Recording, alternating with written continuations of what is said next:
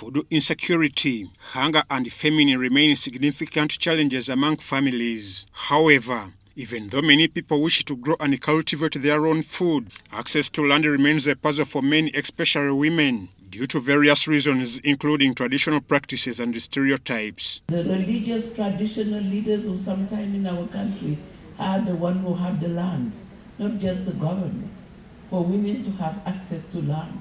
We need to have that advocacy at the grassroots level. Lack of access to financial support prevents many from practicing agriculture as they wish to access loans and credit schemes. Access to credit. In some countries already, we have put in place, credit scheme for women who are in the agribusiness.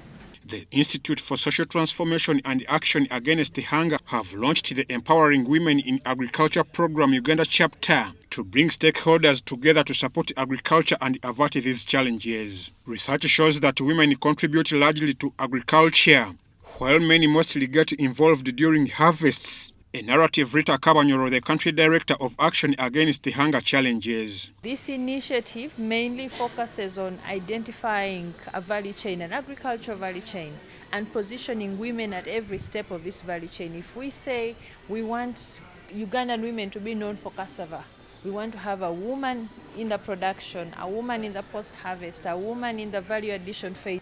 In some of the communities, for example, in refugee settlements, we've set up farmers groups that are purely women. And because the women earlier were complaining and saying, when we harvest and when we earn money from agriculture activities, the men, our husbands, are tipped off and they take the money from us.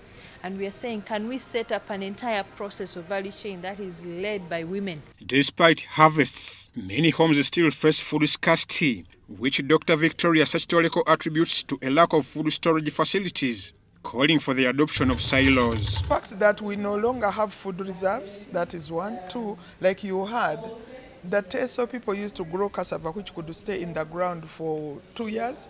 Now, with research, they can produce more cassava in a shorter time, but that cassava has to be processed very quickly. Unfortunately, we have not yet moved with the times, so that if you can produce it very quickly and it is a lot, you can process it and store it so that you can eat it later. Wagubi, the executive director of the Institute for Social Transformation, believes that emphasizing the revival of traditional foods will address food scarcity. The program basically is focusing on organizing women farmers on a value chain that we have identified, which is cassava and millet, and we are going to go to the last mile woman, building their capacities in line with the technologies, the modern technologies, which is in line with which will facilitate their production, increasing their production. Minister of Agriculture, Animal Industry and Fisheries pledged the government's commitment to empowering women. What they call the Maching Grant, which is being supported to the farm organizations and individuals.